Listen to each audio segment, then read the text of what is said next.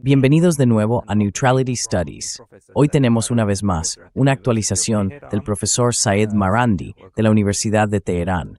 Saed, bienvenido de nuevo. Muchas gracias por invitarme, Pascal. Siempre es un placer. Encantado de tenerte otra vez con nosotros. Hoy es miércoles, 13 de mayo. Es más o menos la hora de comer en Teherán y estamos a la espera de la visita de Donald Trump a China para reunirse con Xi Jinping. También estamos escuchando que, al parecer en las negociaciones, Estados Unidos ha rechazado todas y cada una de las propuestas que hizo Irán. ¿Podrías darnos tu valoración de en qué punto estamos hoy?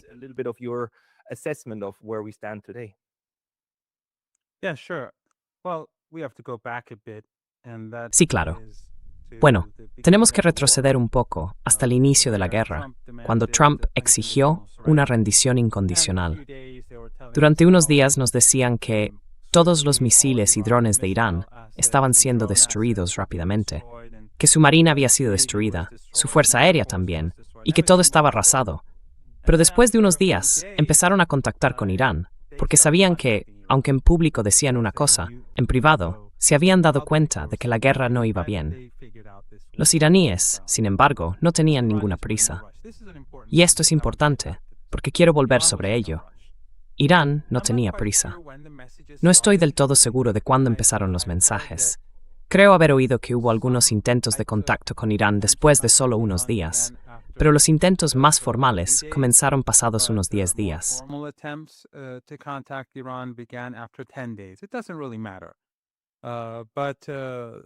No importa demasiado.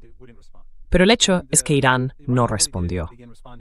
Y los iraníes en realidad no empezaron a responder hasta pasado un mes de guerra. La razón fue que Irán se había preparado para una guerra muy larga, una guerra que duraría hasta el año siguiente. Pero al final, Trump, como recordarás, aceptó el plan iraní de 10 puntos como base para las negociaciones. Ahora bien, Irán sabía que él no era sincero. La gente en Irán ve sus publicaciones en Truth Social, escucha lo que dice. Se contradice a los 5 minutos, a veces a los 10. No es alguien en quien se pueda confiar. Pero para Irán fue una victoria simbólica. El mundo se burló de Trump, y la situación llegó a tal punto que su portavoz acabó diciendo, no, ese plan de 10 puntos lo tiramos a la basura.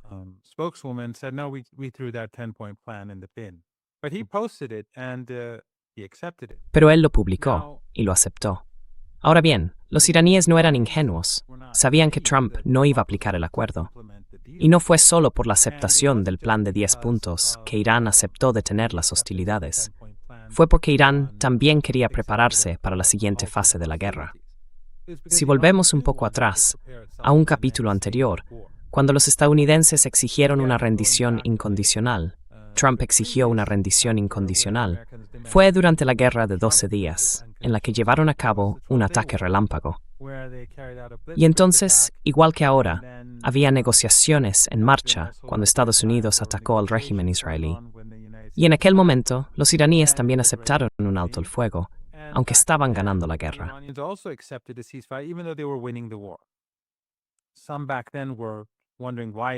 Algunos, en aquel momento, se preguntaban por qué Irán hizo eso. Pero fue porque los iraníes vieron que, durante la guerra de 12 días, tenían muchas carencias, aunque ganaron la guerra, y Netanyahu buscaba desesperadamente un alto el fuego. Pero Irán quería otra cosa. Irán no había librado una guerra en décadas. Y eso fue hace ya mucho tiempo. En 1980, los estadounidenses que empujaron a Saddam Hussein a invadir nuestro país le dieron armas químicas y demás. Pero entonces, los iraníes se prepararon rápidamente, porque sabían que, si aquella guerra continuaba, los estadounidenses acabarían interviniendo. Irán necesitaba prepararse para una guerra mayor y aprender de la experiencia de la guerra de 12 días. Esta vez fue igual. Los iraníes estaban luchando contra todo un imperio.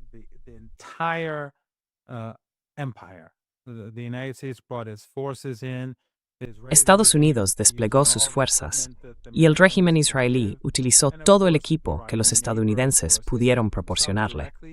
Y por supuesto, los vecinos de Irán también les estaban ayudando. Algunos directamente, como los 5 regímenes del Golfo Pérsico y Jordania, otros de forma indirecta, como Afganistán o Turquía, que les permitieron recopilar información desde su espacio aéreo y sus bases en el país. También la República de Azerbaiyán colaboró, a su manera. Así que esta amplia coalición, y por supuesto, todo Occidente en bloque, apoyaba a Trump, aunque no participaran directamente en los combates, porque no tenían la capacidad para hacerlo. Son débiles, y además, después de lo de Ucrania, ya no tienen la fuerza que quizá tuvieron durante la Guerra Fría.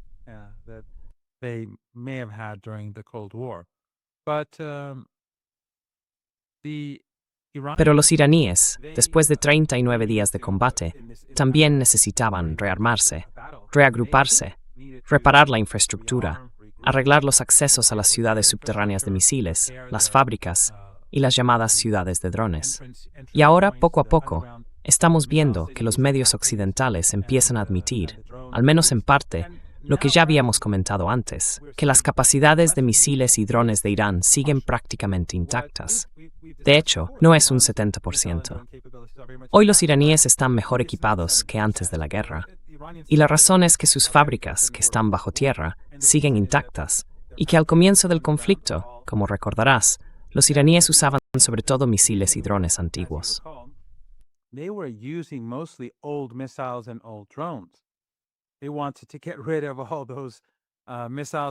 Querían deshacerse de todos esos misiles y drones que tenían almacenados desde hacía más de una década. Pero ahora, durante la guerra y después de la guerra, han estado produciendo las capacidades más avanzadas que tienen. Sí, así que los iraníes también necesitaban este alto el fuego, o al menos preferían tenerlo. Podrían haber seguido, pero prefirieron un alto el fuego para prepararse. Para Irán, es mucho menos costoso que para los estadounidenses, porque están en su propio territorio.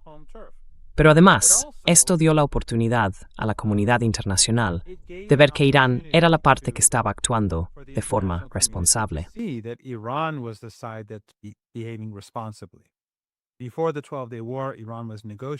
Antes de la guerra de 12 días, Irán estaba negociando con los estadounidenses, y el régimen israelí lanzó un ataque relámpago. Antes de esta guerra, vimos lo mismo, y eso funcionó muy bien para Irán, porque todo el mundo vio que los estadounidenses eran los agresores. Incluso aquellas personas que no siguen las noticias, a diferencia de tus espectadores, que evidentemente son gente muy consciente políticamente, pero mucha gente, la mayoría en todo el mundo, tiene menos oportunidad o menos interés en seguir los detalles.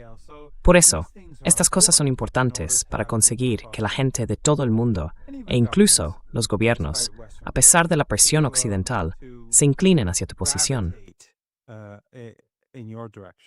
Sí. Así que los iraníes aprovecharon esta oportunidad para volver a negociar. Y una vez más, Estados Unidos violó el acuerdo de alto el fuego. Irán debía permitir que pasara un número determinado de barcos por el estrecho de Hormuz, procedentes de los 5 países que ayudaron a Estados Unidos en la guerra: Kuwait, Bahrein, Qatar, Arabia Saudí y los Emiratos. Hay que recordar que el estrecho de Hormuz siempre estuvo abierto, nunca se cerró, pero sí estaba cerrado para esos regímenes. En cambio, los rusos, los chinos, vimos barcos pakistaníes que pudieron salir, barcos indios que pudieron salir, incluso algunos que venían de los puertos de esos 5 países, aunque tras negociaciones.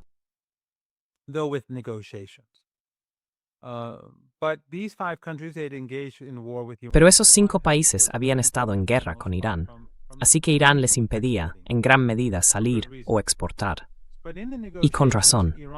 Pero en las negociaciones, Irán iba a permitir que un cierto número de esos barcos pasaran por el estrecho, y los estadounidenses se suponía que debían imponer un alto el fuego en toda Asia Occidental, lo que incluía Gaza, pero sobre todo Líbano, porque los israelíes han estado masacrando a los libaneses, como vemos hoy. Ahora mismo, como vemos hoy, el régimen israelí ha dicho a las familias de 6 pueblos del Líbano que evacúen porque quieren arrasar la localidad. Y la limpieza étnica es totalmente abierta. Los medios occidentales no van a contarle a la gente lo que está pasando, pero están llevando a cabo una limpieza étnica en todo el sur, igual que en Gaza.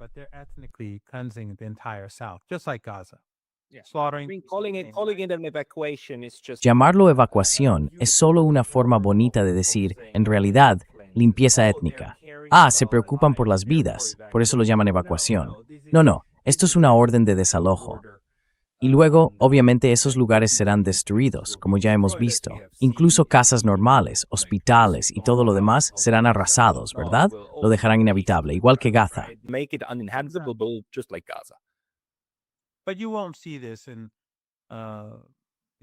Pero esto no lo verás en los medios occidentales tradicionales.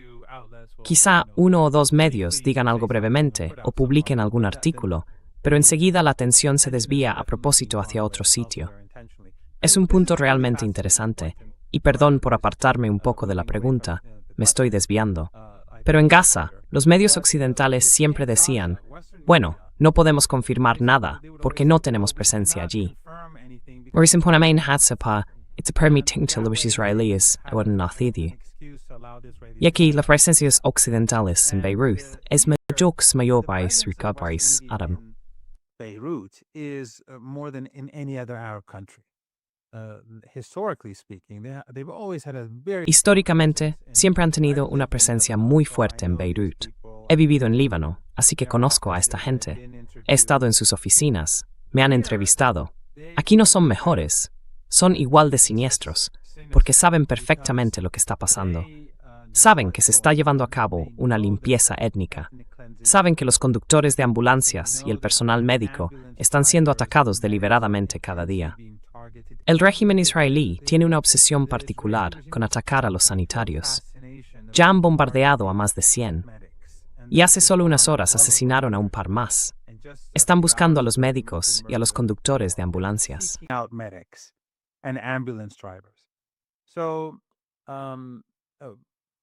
En el Líbano, tienen presencia, tienen contactos, productores, conductores, saben perfectamente lo que está pasando.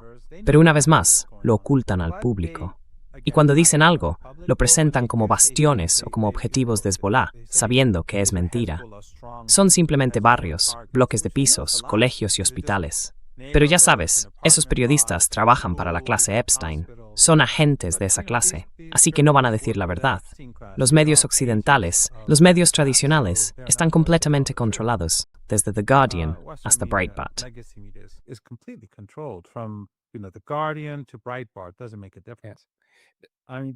No cambia nada. Quiero decir, por suerte, en estos 2 años y medio, todo esto ha quedado al descubierto. Pero volviendo a la pregunta, y perdón por desviarme, los iraníes aprovecharon esa oportunidad de alto el fuego para permitir que algunos de esos barcos pasaran, y se suponía que iba a haber una tregua. ¿Y qué pasó? Netanyahu empezó a bombardear Líbano de forma masiva para romper el alto el fuego. Entonces Irán dijo, bueno, pues no vamos a dejar pasar esos barcos, porque esto va en las 2 direcciones. Tú haces algo, nosotros hacemos algo. Al final, presionaron a Netanyahu para que aceptara un alto el fuego, que fracasó, duró muy poco, y él volvió a atacar a los libaneses en menos de 48 horas. Pero durante ese periodo, Irán dijo, de acuerdo, dejaremos pasar esos barcos.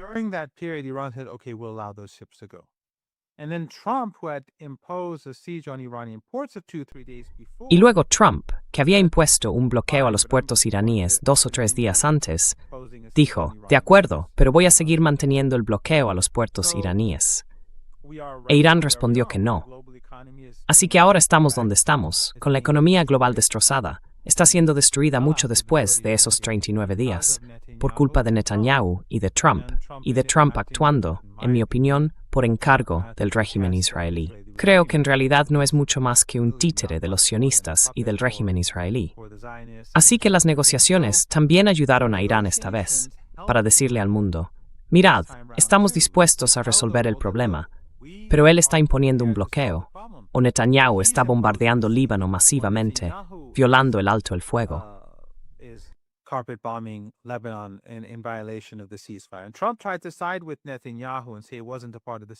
Y Trump intentó ponerse del lado de Netanyahu y decir que no formaba parte del alto el fuego, pero el mediador pakistaní dijo que sí lo era.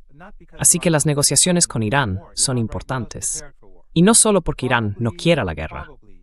Irán ahora mismo está preparado para la guerra. Probablemente, en mi opinión, Irán hoy está más preparado para la guerra que al comienzo de este conflicto. Y creo que en comparación con los estadounidenses y con el régimen israelí, probablemente esté más preparado ahora que al inicio de la guerra. Por eso las negociaciones son clave, porque algunos se preguntan, ¿por qué está negociando Irán? Los iraníes, en realidad, se están preparando. Y al mismo tiempo, Estados Unidos está destrozando la economía global. Cada día que pasa, Trump aumenta la presión sobre sí mismo y sobre su causa pro-sionista.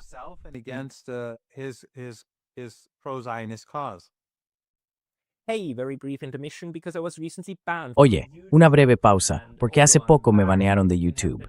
Y aunque ya he vuelto, esto puede pasar otra vez en cualquier momento. Así que por favor, considera suscribirte no solo aquí, sino también a mi lista de correo en Substack. Es pascalotaz.substack.com. El enlace estará en la descripción de abajo. Y ahora volvamos al video. Y no olvidemos algo. ¿Por qué Irán no iba a negociar? Quiero decir, si Irán puede conseguir mediante negociaciones lo que quiere, ¿por qué no hacerlo, verdad? Ya sabes, el viejo Clausewitz decía que la guerra es la continuación de la política por otros medios. Pues entonces, la política también puede ser la continuación de la guerra por otros medios, ¿no? Así que, ¿por qué no? De hecho, tenemos un par de novedades muy interesantes. Por un lado, hoy hemos leído en el New York Times, que la inteligencia estadounidense muestra que Irán mantiene una capacidad de misiles considerable, un 70%.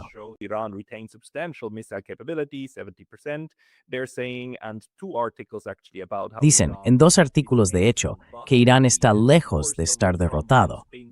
Por supuesto, Donald Trump lo presenta como que los medios son deshonestos y todo eso. Y el New York Times, desde luego, no es precisamente un periódico fiable, ni mucho menos, pero es un bastión demócrata. Y si ellos dicen eso, bueno, ya sabes, hay muchos demócratas a los que les encanta la idea de una guerra con Irán. Así que si lo dicen, demuestra que en algunos sectores de Estados Unidos ahora intentan hacer una evaluación más objetiva. Y lo otro que vimos claro la última vez que hablamos, tú me dijiste, Pascal, que si los estados del Golfo, los 5 estados del Golfo, declararan su neutralidad y realmente cerraran su espacio aéreo y sus puertos a Estados Unidos, esta guerra se acabaría.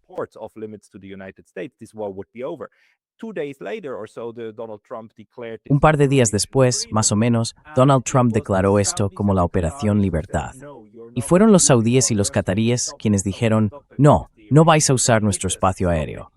Parad, porque los iraníes nos van a atacar. Parad. No tenéis permiso para usarlo. Y ni siquiera una llamada telefónica entre Donald Trump y Bin Salman resolvió eso.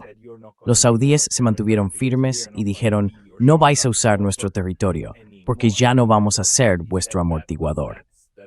No sé si lo dijo con esas palabras, pero ese fue básicamente el mensaje que recibimos. ¿Qué opinas ahora de esta evolución en los estados del Golfo? Da la impresión de que se está produciendo un proceso de aprendizaje, aunque no sea dentro de la Casa Blanca. Parece que hay un proceso de aprendizaje en el entorno político más amplio.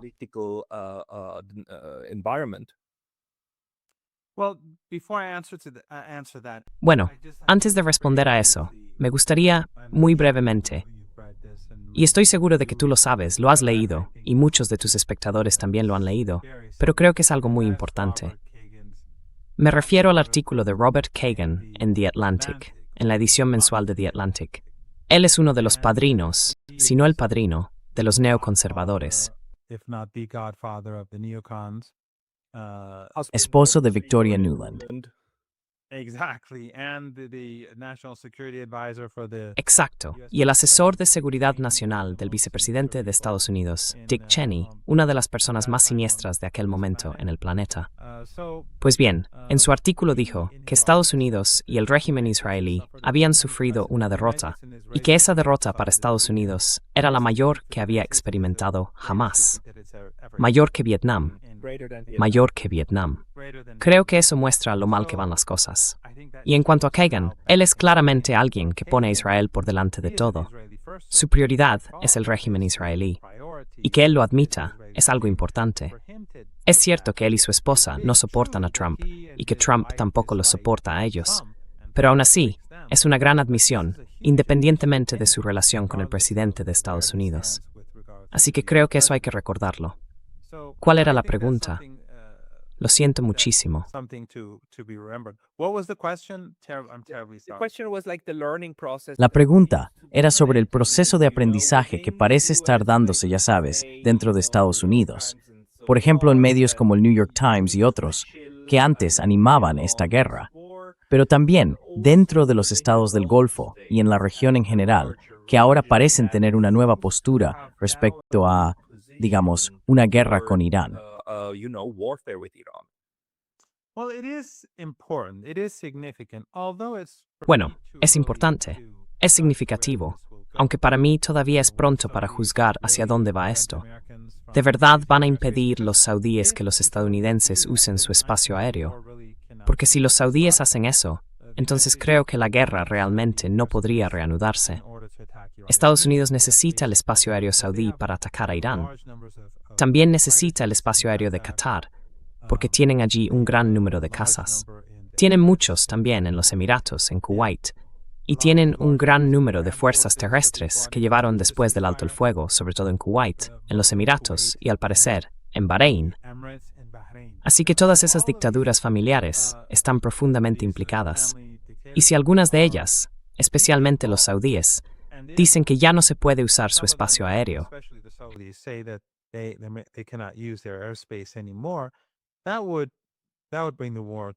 eso pondría fin a la guerra. Quiero decir, los estadounidenses podrían atacar a Irán, pero eso limitaría muchísimo sus opciones. Aunque nunca se sabe, podría haber algún acuerdo entre bastidores. Pero es interesante, y también importante, que los saudíes y algunos países de la región del Golfo Pérsico hayan reconocido el daño que han hecho a los intereses de su propia gente. Y por supuesto, la ira que han provocado entre los iraníes por participar en esta agresión no es algo que deba tomarse a la ligera. Si el gobierno iraní es demasiado indulgente con ellos, habrá una reacción en las calles de Teherán.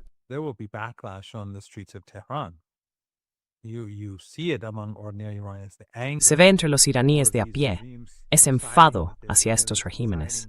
Ya sabes, ponerse del lado de los israelíes, que Qatar se ponga del lado de los israelíes, que Kuwait se ponga del lado de los israelíes y de los estadounidenses. Eso no es algo que la gente olvide. Pero si realmente hacen ese cambio, si de verdad dan ese giro, entonces creo que la guerra se acaba. Por supuesto, está el ejemplo de Emiratos Árabes Unidos, que va en la dirección contraria y se acerca cada vez más a los israelíes. Y eso, en realidad, es un movimiento muy torpe. No solo porque Irán podría destruirlo fácilmente, sino también porque al permitir que los israelíes envíen tropas a su país, según el embajador estadounidense ante el régimen israelí, y al mantener una relación tan estrecha con ese régimen, están enviando un mensaje a toda la región y al mundo entero de que, en fin, somos Israel. Y con eso, justifican los ataques de Irán.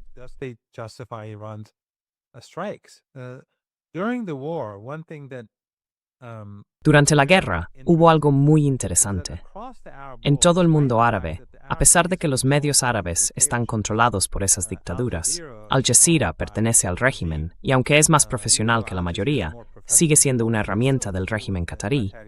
Al Arabia y todos los demás tienen enormes imperios mediáticos, todos ellos en árabe.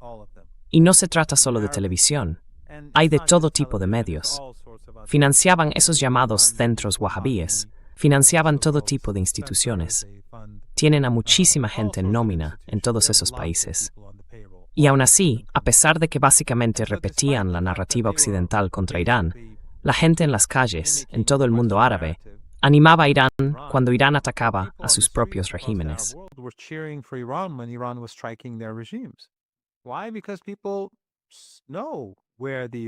¿Por qué? Porque la gente sabe muy bien en qué posición están esas familias que dirigen esos países y con quién se alinean. Así que cuando los Emiratos se muestran más abiertamente pro-israelíes, se ganan un rechazo mucho mayor. Y con eso, fortalecen la posición de Irán en la guerra de poder blando. Además, le dan más argumentos a Irán para justificar una represalia. Así que sí, hay una división que me parece muy significativa, potencialmente. Pero de nuevo, hay que tener cuidado, porque Bahrein y los Emiratos se han movido en una dirección, mientras que Arabia Saudí y Qatar lo han hecho en otra algo distinta. Ahora bien, No sabemos cuánto va a durar esto, ni si los saudíes van a mantenerse firmes o no. Por eso los iraníes se están preparando para la guerra de todos modos, porque no van a confiar en que el cambio de los saudíes sea permanente. Of course. No, Iran has to prepare, not to start, but to Claro, prepare for claro. it. Like, Irán tiene but que the prepararse, question no is, para like, empezar, sino Saudi para Arabia estar tries listo to para do eso. why do Pero we la need pregunta the es, entire Arabia Saudi Saudí intervention es in bastante the importante region? en todo And este we asunto, have ¿no? these very Es como una pieza clave en la región. Y además hemos visto ese otro ensayo tan interesante de, se me ha ido el nombre, sí, el señor Faisal, que fue director de la agencia saudí. Y básicamente planteó esta idea, claro, Israel intenta acorralarnos para destruirnos y todo eso. Entonces, ¿cuánto peso le das tú a una opinión como la suya, expresada públicamente de esa manera?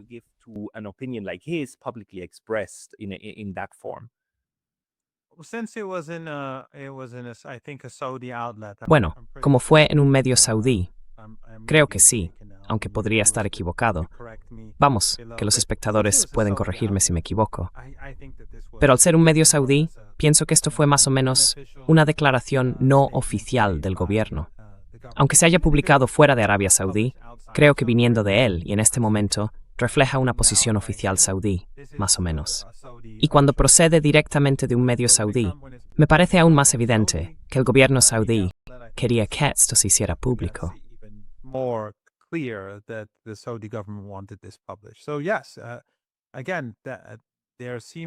Así que sí, de nuevo, parece que hay indicios de que Arabia Saudí reconoce que ha perdido, y a lo grande. Y la razón es que los saudíes y estos regímenes árabes, igual que Estados Unidos y el régimen israelí, pensaban que Estados Unidos ganaría esta guerra en un par de días, que Irán sería destruido o sufriría una derrota enorme, y que ellos podrían fingir neutralidad y salir indemnes. Pero se equivocaron por completo. Quiero decir, Pascal, no solo los enemigos de Irán se equivocaron, también sus aliados. En China, en Rusia y en otros lugares, muchos analistas estaban muy preocupados durante los primeros días, incluso la primera semana. Y yo seguía diciéndole a la gente que no iba a pasar nada.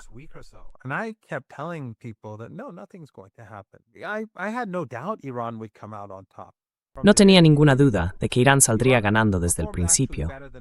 De hecho, Irán actuó mejor de lo que esperaba. Pero aún así, siempre creí que Irán resistiría. Aunque ya sabes, se notaba que estas personas, estos amigos, también pensaban que, bueno, probablemente Irán no sobreviviría o que Estados Unidos acabaría imponiéndose. Así que claro, cuando los propios amigos de Irán, que saben bastante sobre el país, están tan influidos por los relatos occidentales, por los discursos de los think tanks, por los medios y por las élites del estilo Epstein, pues te puedes imaginar cómo esos aliados de Estados Unidos en la región del Golfo Pérsico también acabarían calculando mal. Todo esto se basó en un enorme error de cálculo. Pensaban que podrían salir impunes de todos esos crímenes, pero al final resultó ser muy distinto.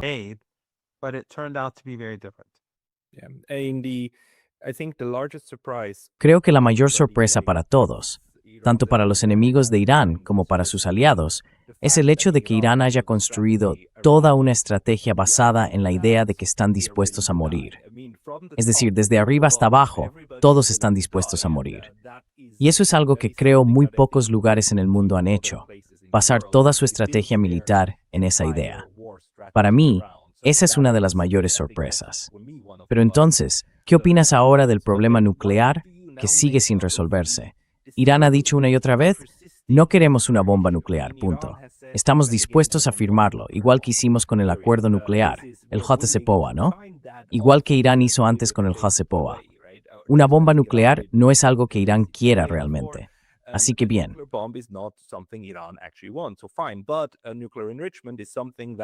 Pero el enriquecimiento nuclear es algo que Irán desea mucho, por distintas razones. Por la energía, por la medicina y por otras más. Y como ha sido traicionado muchísimas veces antes, no, eso no se va a abandonar. Ahora, la administración Trump sigue usando eso como excusa para ejercer cada vez más presión o para fingir que la ejerce. Ayer leímos que el Parlamento iraní está empezando a amenazar con enriquecer aún más el material que ya está al 60%, llevándolo hasta el 90%, y que intenta usar eso como forma de presión. Y para mí, no es casualidad que esto ocurra justo 1 o 2 días antes de que Trump tenga previsto viajar a China. ¿Podrías comentar un poco cómo interpretas esta presión que viene ahora del Parlamento iraní y no del gobierno ni del líder supremo? Sure. Just one thing I'd like to clarify. Claro, solo hay una cosa que me gustaría aclarar. Cuando los iraníes, y tienes razón, estaban dispuestos a morir.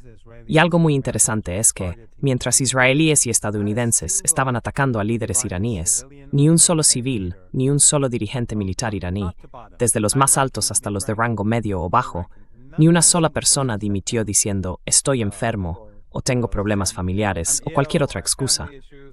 Todos se mantuvieron firmes, y creo que eso, en sí mismo, fue algo impresionante. La razón por la que quiero aclararlo es que los iraníes, no todos, por supuesto, pero muchos, están dispuestos a morir. Y no es porque, como algunos dicen, los chiíes tengan una especie de deseo de muerte, o pertenezcan a un culto de la muerte, o algo así. Es justo lo contrario.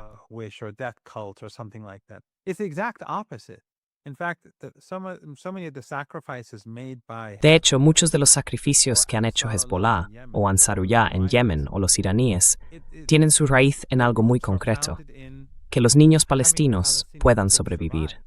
Así que en cierto modo celebran la vida, pero están dispuestos a hacer el sacrificio máximo para enfrentarse a la injusticia. Y eso es un elemento muy importante en la ideología y en la cultura chií. Levantarse contra los opresores y apoyar a los oprimidos. Hay un libro muy bueno, recuerdo que lo mencioné una vez en tu programa y también en otros sitios, que se llama Going to Tehran, de Flint y Hilary Leverett. Es un libro que la gente debería leer, sobre todo en las circunstancias actuales. Pero hay otro libro que también recomiendo, que se llama Resistance, de Alastair Crooke. No sé si lo has tenido ya en tu programa, pero también merece la pena leerlo.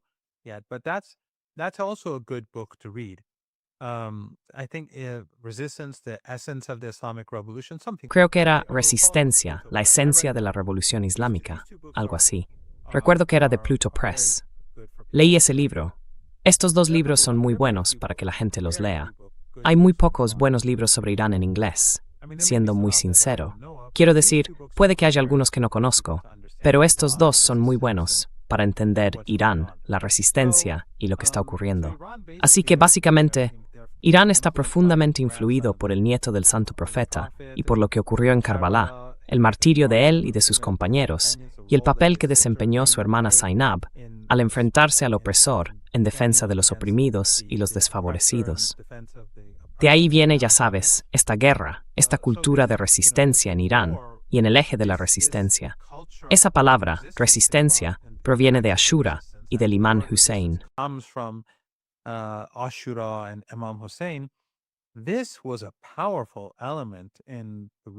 Este fue un elemento muy importante en la razón por la que Irán ganó esta guerra. Fue clave. Pero también hay que reconocer el ingenio del liderazgo iraní, tanto político como militar, durante las últimas décadas, al desarrollar una doctrina militar capaz de derrotar a un enemigo mucho más poderoso. Las ciudades subterráneas, las ciudades de drones bajo tierra, las ciudades de misiles, las fábricas, la forma en que todo eso se diseñó por todo el país, la tecnología propia para librar esta guerra.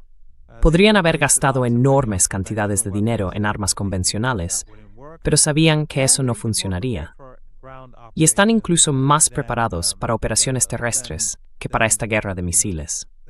Están esperando a que los estadounidenses entren en tierra, porque también llevan décadas preparándose para eso.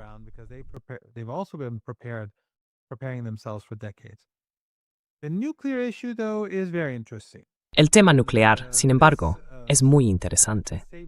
Y las declaraciones que estamos escuchando de algunos parlamentarios sobre llevar el enriquecimiento al 90% es algo que los estadounidenses deberían tomarse muy en serio. Porque recordemos que Irán ya no coopera con el OIEA por la complicidad del propio organismo, la Agencia Internacional de Energía Atómica, en la guerra, y por cómo transmite información de inteligencia a los enemigos de Irán, incluido el régimen israelí, que ni siquiera es miembro de la organización, y que además posee armas nucleares. Así que ahora mismo no tienen acceso. Pero Irán tiene a los científicos, tiene la tecnología y tiene la capacidad de enriquecer uranio donde quiera.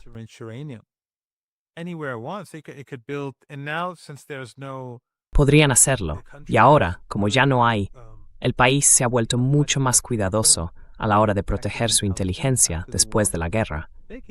Pueden enriquecer uranio fácilmente en distintas zonas del país, donde los estadounidenses tienen mucho menos acceso. No se necesita mucho espacio, sobre todo ahora que Irán ha desarrollado tecnológicamente el proceso de enriquecimiento. Ya no es como antes, cuando necesitaban esas enormes centrifugadoras. Ahora pueden usar centrifugadoras mucho más pequeñas, más rápidas, mejores, más avanzadas, que fabrican ellos mismos. Y podrían llevarlas y colocarlas en lugares de Irán mucho menos accesibles para Estados Unidos, al este del país, al noreste, y así sucesivamente.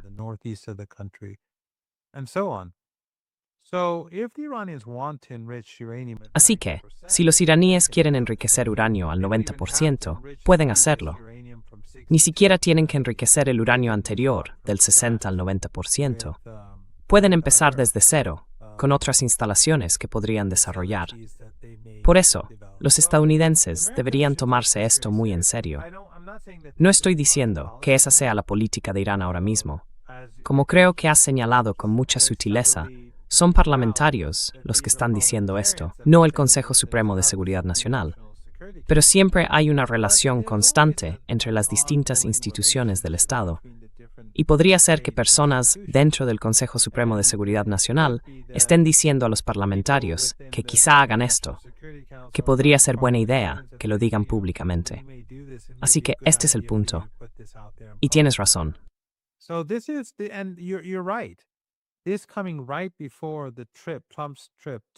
Esto justo antes del viaje, el viaje de Trump a Pekín, creo que tiene su propia importancia. Varias cosas. Quiero decir, el viaje del Dr. Adolf Shi a Pekín la semana pasada fue muy importante. Fue un muy buen viaje. Las declaraciones hechas por parlamentarios, pero también otras declaraciones de líderes iraníes sobre atacar a Estados Unidos, atacar al régimen israelí en los últimos días, creo que tienen la intención de decirle a Trump que Irán está preparado para la guerra. Irán, desde el principio, ha planificado una guerra que se prolongaría bien entrado el próximo año. Ese fue el plan desde el principio. Y como dije, lo que el New York Times está diciendo sobre las capacidades de Irán es una gran subestimación. Las capacidades de Irán son ahora mayores que al comienzo de la guerra, hablando en términos militares.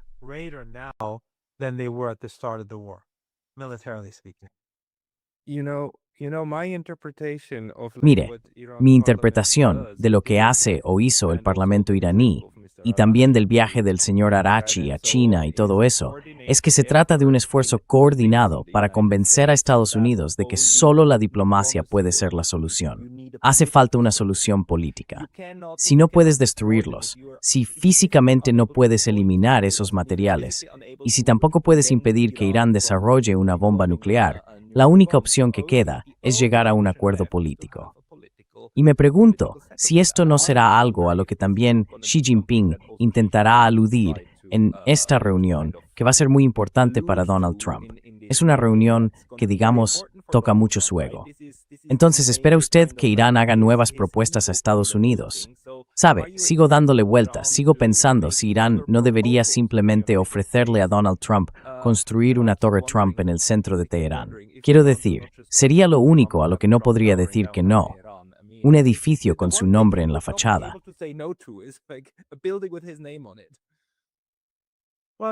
Bueno, ya sabes, el desprecio hacia Trump por toda la gente que ha amado lo hace imperdonable. Ichuidinani es Nezibquituengu Smar.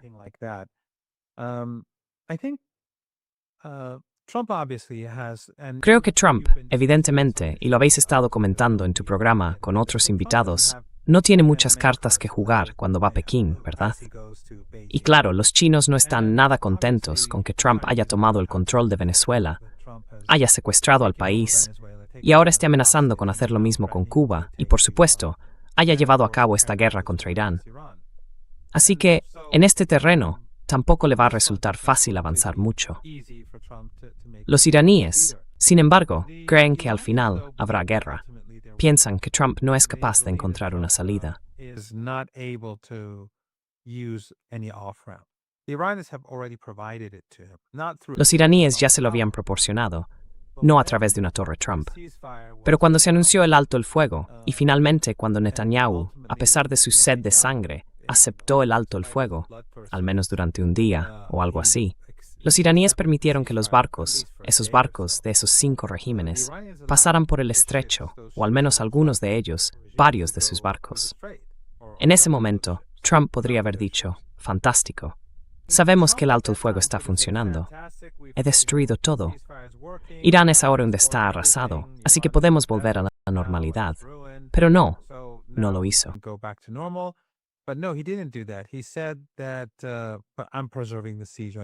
Dijo que al mantener el asedio sobre el puerto iraní, que es un acto de guerra, en lugar de tomar la vía de salida y aceptar el alto el fuego, empezó a violar ese alto el fuego. Así que, en vez de elegir la opción que se le ofrecía para reducir la tensión, hizo justo lo contrario. Y ahora, Estados Unidos ha enviado refuerzos y más munición, aunque es cierto que tienen grandes carencias. Aún así, trajeron todo lo que tenían, todo lo que estaba disponible, y también enviaron tropas terrestres. Por cierto, como ya dije, Irán preferiría que llevaran a cabo una operación terrestre, porque están preparados para ello.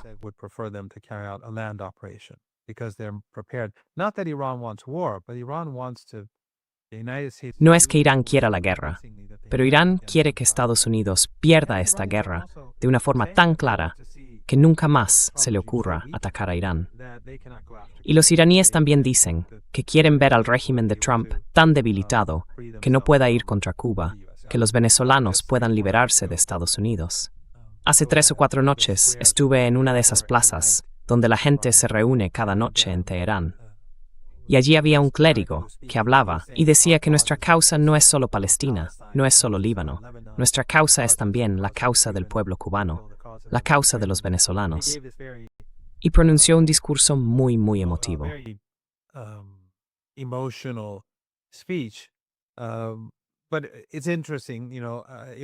Pero es interesante. Para mí fue muy interesante. De hecho, tomé parte de lo que dijo y lo puse en un tweet.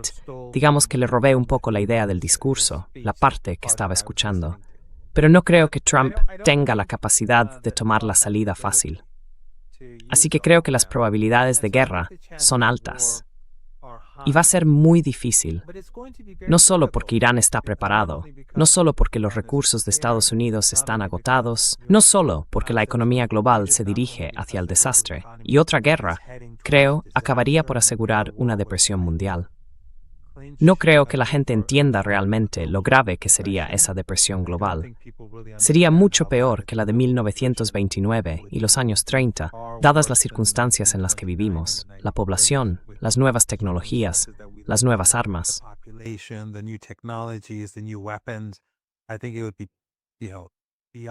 Creo que sería, ya sabes, más que desastroso. Pero también por el calor. Ahora estamos a mediados de mayo, y la región del Golfo Pérsico, la península arábiga, es muy calurosa y está cerca de la costa. Es muy húmeda. Y si los estadounidenses atacan la infraestructura crítica de Irán, como Trump ha amenazado tantas veces, entonces Irán tendrá que responder, tanto contra el régimen israelí como contra esos aliados en el Golfo Pérsico. El problema es que esos aliados, como también mencionó Torkel Faisal en su artículo, dependen completamente de la electricidad. Es decir, sin electricidad, sin plantas desalinizadoras, no se puede vivir en esos países. Tendrían que marcharse, y lo mismo ocurriría con las fuerzas estadounidenses.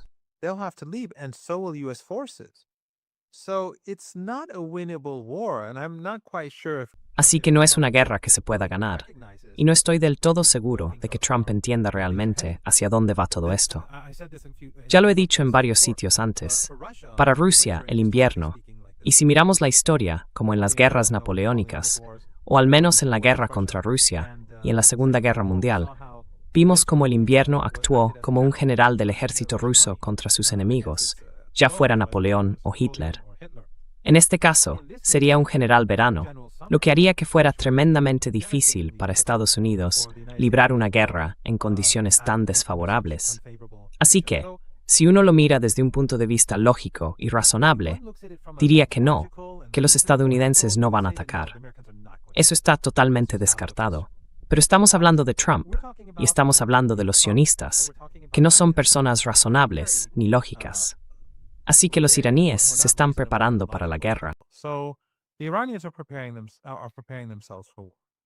What do you think Iran will be doing if, the ¿Qué crees que hará Irán si la decisión no es volver a una guerra total, es decir, sin lanzar misiles sobre territorio iraní, sino mantener el bloqueo y ese tipo de guerra en la sombra, con pequeños ataques, atentados suicidas y ya sabes, intentando seguir suministrando armas y otras cosas a la gente dentro de Irán, quizá con esos dispositivos de Starlink, como el intento de ataque que hicieron en enero y que fracasó?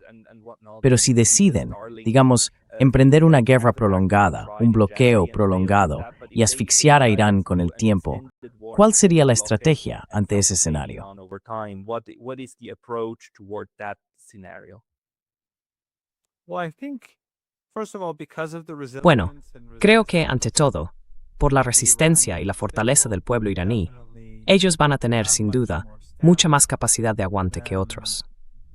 Pero mientras Trump intenta estrangular a Irán, y vemos a senadores salir en televisión diciendo que los iraníes ya no tienen comida, que pasan hambre, y lo dicen con gran satisfacción, esto demuestra que se trata de un régimen profundamente siniestro. This is a deeply sinister regime. And that That's what includes they did to Afghanistan. Eso fue lo que hicieron con Afganistán. Estaban dispuestos a provocar una hambruna enorme solo para decirles, mirad ahora lo que tenéis con vuestros talibanes, y por eso sois vosotros los que estáis matando a 500,000 de personas. Who's killing 500,000 people. Oh yeah, or with Gaza, or with Syria. Sí, claro, o con Gaza o con Siria. La ley César fue básicamente para matar de hambre al pueblo sirio. Y por supuesto, ahora Cuba. El asedio a Cuba es algo de lo que nadie en Occidente habla. Lo que están haciendo con el pueblo cubano es una barbaridad. Pero en cualquier caso, esto no está funcionando. El asedio nos está causando dificultades, sin duda. Igual que los bombardeos nos provocan daños importantes cuando atacan puentes o cuando bombardean fábricas farmacéuticas y hospitales. Al país le va a costar reparar todo eso. Daña la economía. Pero los iraníes lo saben, como dije, por su resistencia, y también porque está claro que la otra parte les ha impuesto esta situación. Así que esto va a generar una mayor fortaleza y resistencia entre la gente común.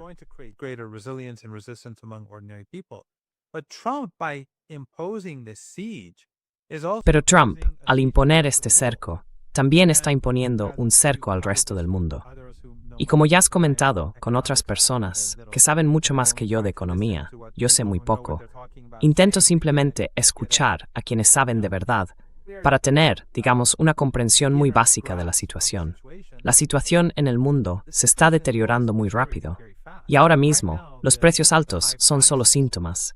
Son como una fiebre que, bueno, uno puede pensar que tomando una medicina se pasará. Pero el problema no es la fiebre.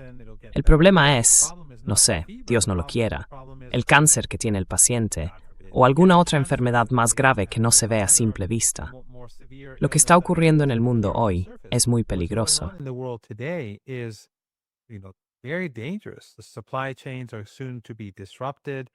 Las cadenas de suministro van a sufrir interrupciones muy pronto. Las escaseces se van a volver globales. Cada día que pasa, la situación en todo el mundo se vuelve más crítica. Y la gente va a culpar a Trump, a Netanyahu y al sionismo. Quiero decir, pensemos en el país que quizá más ha apoyado al régimen israelí en el sur global, en la mayoría global. Y ese país es la India. La India, hace apenas un par de semanas me reuní con varios periodistas indios. Algunos vinieron en grupo y otro por separado. Y por lo que hablé con ellos, me dijeron que el ambiente en la India ha cambiado. Al principio, la mayoría apoyaba al régimen israelí, pero por muchos motivos eso ha cambiado, y no solo por el genocidio en Gaza.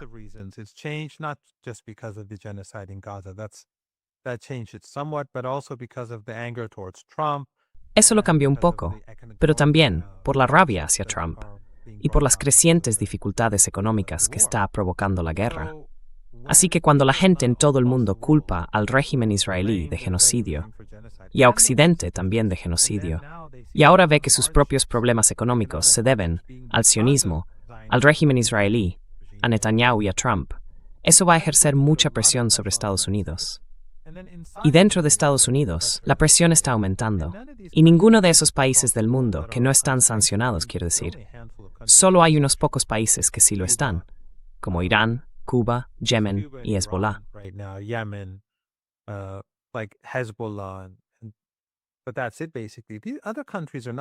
Pero eso es básicamente todo. Los demás países no están preparados para circunstancias duras. Los iraníes llevan décadas bajo asedio, así que pueden resistir con más facilidad. No es fácil, pero pueden hacerlo con menos dificultad. En cambio, el resto del mundo depende completamente de esas cadenas de suministro y de esas materias primas que entran y salen a los precios que hemos visto durante muchos años. Esto no va a acabar nada bien. Así que creo que los iraníes superarán claramente a Estados Unidos en este aspecto. Y si llegan a realizar ataques, algo bastante posible, aquí se cree que están preparando de nuevo insurrecciones armadas en Irán, como en enero.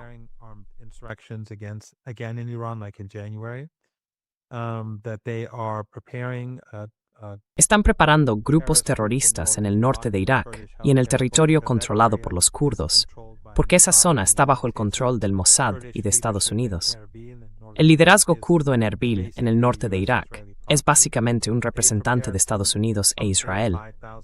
Han preparado allí, digamos, unos 5.000 combatientes o 5.000 terroristas para atacar a Irán. Y hay terroristas wahhabíes, salafistas y takfiríes dentro de Pakistán, junto a la frontera, en esa tierra de nadie, donde el gobierno pakistaní no tiene mucho control. Los están preparando para atacar a Irán, desde Pakistán, desde el Kurdistán iraquí, y también con grupos dentro de Irán. Pero no va a tener éxito.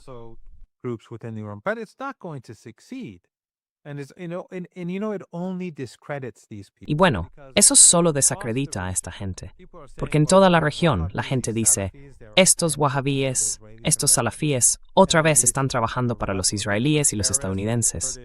Y luego están esos terroristas, o esos grupos separatistas kurdos, o lo que sea, que también están colaborando con los israelíes. Igual que los Emiratos, que se están acercando cada vez más al régimen israelí. Se hacen daño a sí mismos, se desacreditan cada vez más al seguir por ese camino. Así que los iraníes están preparados para eso, pero es bastante plausible. La creencia, sin embargo, es que esas capacidades, por muy efectivas que sean, probablemente se utilicen cuando Estados Unidos ataque.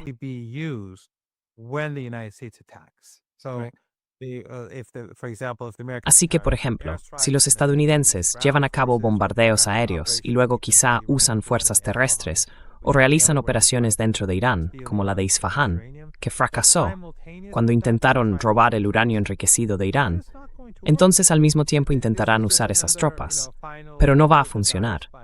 Esto es solo, ya sabes, otro último intento de Trump, porque ha perdido y piensa, bueno, probemos una vez más. Esa es la sensación en Irán, que por desesperación, en lugar de buscar una salida, Trump, para intentar salvar la situación, hará algo loco, pero no funcionará. No funcionará. Solo empeorará las cosas para Estados Unidos, para la economía mundial. Y aunque Irán sufrirá daños en muchos aspectos, eso acabará fortaleciendo aún más a Irán.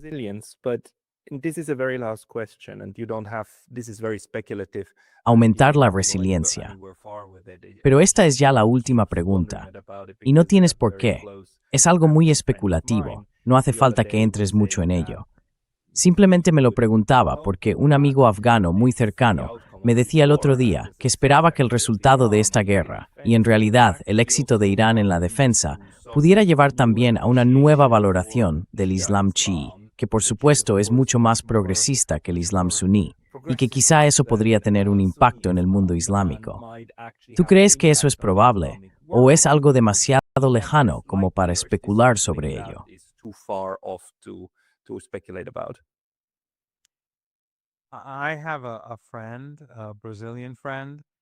Tengo un amigo brasileño, que me contó que uno de los marxistas más influyentes, él mismo es marxista, uno de los marxistas más importantes de Brasil, le dijo, mi amigo tiene cierta influencia, así que está conectado con ese entorno. Pues esa persona le dijo, ese marxista brasileño, le dijo, si Irán gana esta guerra, me haré chií. y eso me pareció fascinante. Luego hubo una reunión de grupos de izquierda y marxistas en Shanghái. No sé si era una conferencia o si estaban trabajando en algo. No sé exactamente qué tipo de encuentro fue, pero ocurrió hace poco.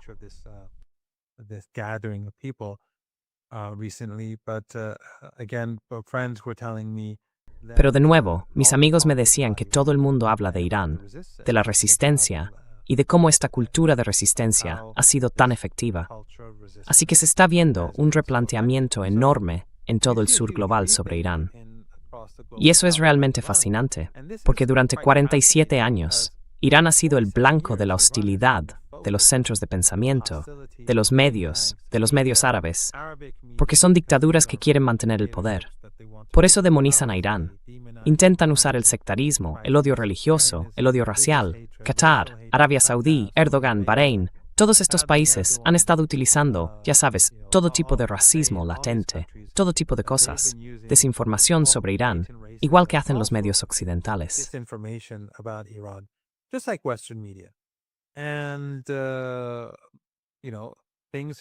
Y bueno, ya sabes, las cosas han cambiado, un poco como ya sabes, con cosas como Lego, el poder del Lego.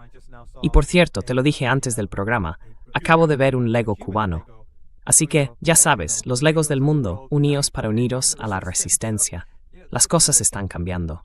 Habrá que ver cómo evoluciona eso. Pero este es otro signo de la derrota de Estados Unidos. Y el artículo de Robert Kagan, quiero decir, es algo importante, sobre todo para la gente que está menos informada sobre estos temas, que no sigue tanto la política. Kagan no es cualquiera, ya sabes. Es enorme, de verdad, enorme.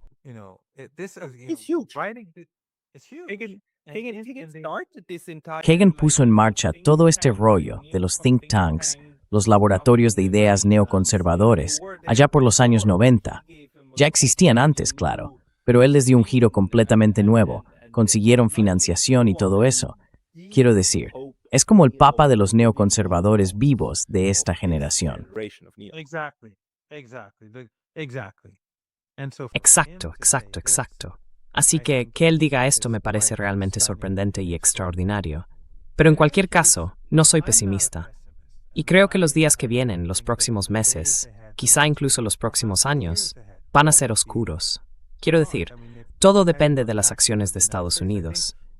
Creo que estamos al comienzo de una época de problemas, y la gente es que cuesta imaginar lo que podría pasar, sobre todo en los países más pobres, en el subcontinente indio, en partes de África, en partes de América Latina, e incluso en los países occidentales, porque ya casi no tienen clase media.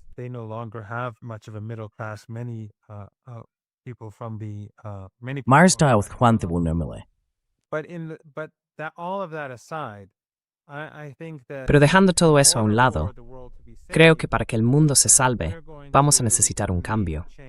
Y creo que hay luz al final del túnel. Puede que el túnel sea largo, pero hay luz ahí.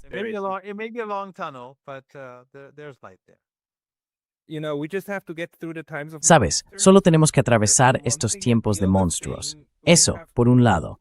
Y por otro, tenemos que confiar en que la luz al final del túnel no sean los faros de un tren que viene directo hacia nosotros.